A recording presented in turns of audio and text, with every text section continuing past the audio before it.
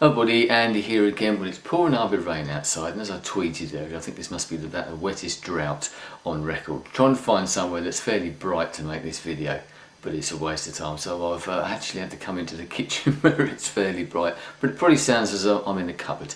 Anyway, you must remember that old saying by Andy Warhol that in the future everybody will be famous for 15 minutes. Now I tend to think that the way that things are nowadays and the nature of media and YouTube and the internet and all that, that maybe it won't be 15 minutes all at once. It'll be 15 minutes maybe made up of lots of little bite-sized chunks that people can actually concentrate on and don't lose their attention span for, and they'll do it that way instead. Well, last week I had a pretty strange week, one of those weird weeks that hopefully everybody gets in their life.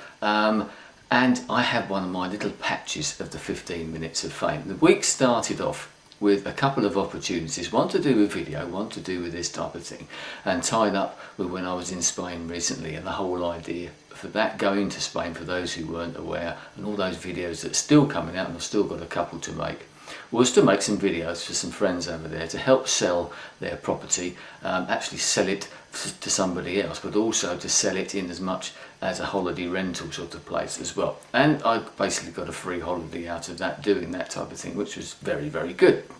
Loved the place anyway, as I'm sure that's come across. But the other one was to do with the photography that I've got involved with. I've been putting photographs up on Flickr quite a lot, obviously some from the local area, and also a lot as well to do with Spain as well, and the way that things have gone recently, lots to do with local graffiti and street art, and that's what's led on to this other thing, because the scrabbleman thing that's been going on over here in Hastings and St Leonard's in this area recently.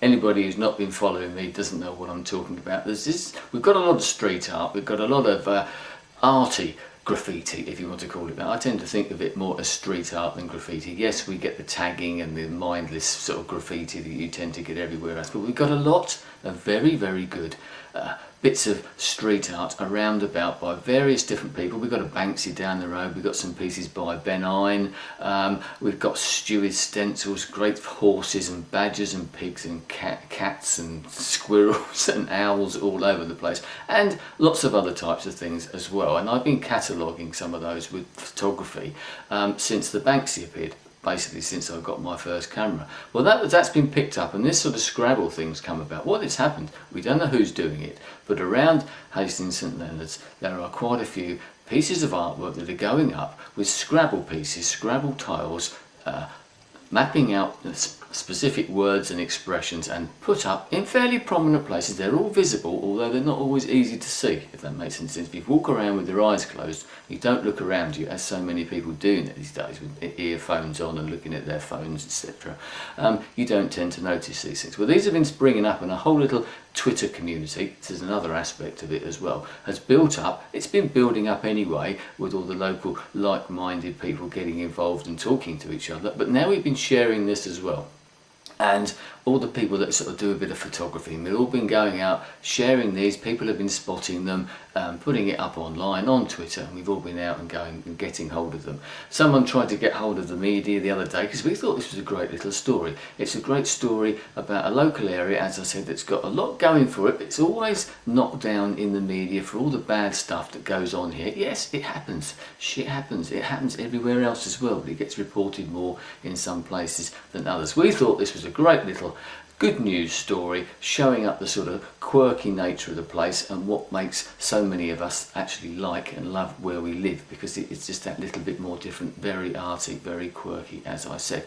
Didn't really get much interest, but then suddenly there was a message went out to a few of us who were sort of been part of that little Twitter community talking about this. From Radio Sussex, which is a BBC local radio station for this whole area, asking for someone to get in touch. I happened to pick it up, spoke to the person, and one thing led to another. I ended up doing what I thought was just going to be an interview the following day live on the radio, but it extended from there. I met the guy about 7 o'clock. They actually ended up sending a reporter over, and these things developed as the conversations went on. And before I knew it, we did basically the whole program, not the whole program, but we were there throughout the whole program, going around doing a little treasure trail, a little treasure hunt if you want, of all the little Scrabble pieces of artwork network that I knew about, and I was guiding the guy around. We were doing some of it live, we were doing some of it recording it, and he was uploading it, and they were then sending it out as well.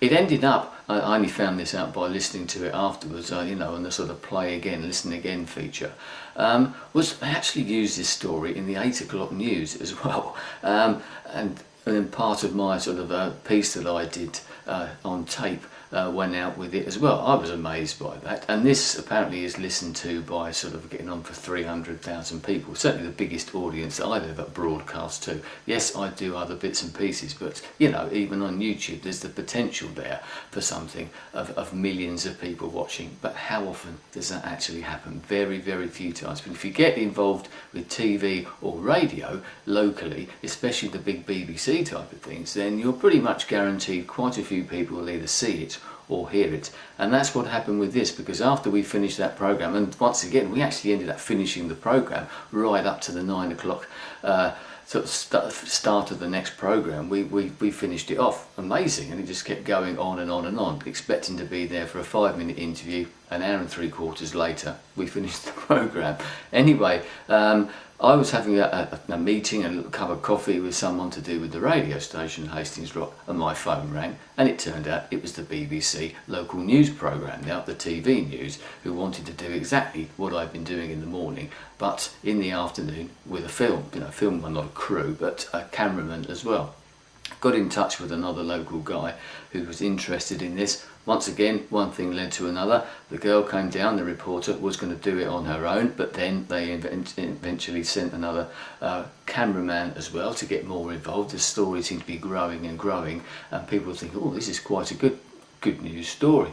So that went out that night, and it's amazing the amount of people who see these things, because as I said, 300,000 people may well have listened to the radio program, but I have no idea. I suspect it's considerably more that could watch that TV program prime time, 6:30 in the evening till 7 o'clock, you know, on Kent and the whole of East Sussex as well. There's a lot of people who watch that. I know I bumped into people in the street who know, I saw you on the telly, you know, you tell one person, other people ringing up your friends or your relatives sort of saying, oh, I saw that, and then other people online are saying. So a lot of people see this type of thing. So I reckon that's my little 15 minutes, well, it's certainly a little bit of a chunk of it, but it's so good. It's such an exciting thing to do, something that's interesting, and one thing that I would never have been able to do if I'd been at work, because it was a bit, for me, a bit like the time when we had the unfortunate fire on Hastings Pier. I happened to be around, and I was taking photo and video and doing a bit of audio and sending it off online,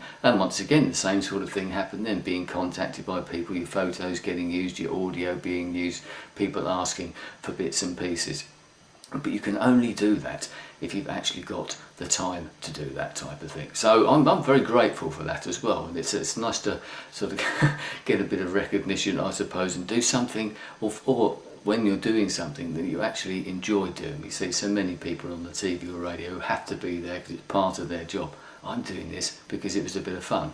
And it was a bit of fun. So who knows where this is going to lead to. The Scrabble thing is still going on, and it's building up. I think my wife thinks I'm a little bit obsessed, but it's such a good story. I've done a little walking trail that people can follow to hopefully find all these people, find all the pieces. So I'll put a link below this, but there's a hint of mystery to it, and there's also, we're getting a little bit protective about this now, because in some ways there's a mystery as to who's doing it, but we don't really want to know who's doing it, because that might well spoil it. Half the fun is finding the pieces and wondering who's doing this and why, and maybe that's another video for another day when it has sort of all calmed down a little bit, we shall see. But anyway, as I said, a very interesting week, and other things have come along, you know, there's all these little opportunities that are coming along to do with video, maybe more to do with that, with, you know, people asking me to do things from the photography thing. I've been asked to provide photos for a local website and that type of thing as well.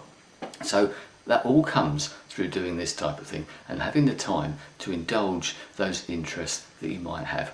And not everybody does get the chance to do that, so I'm very grateful about that type of thing, and I'm enjoying it. Anyway, I'm going to leave it there, and I'll speak to you again soon. Goodbye.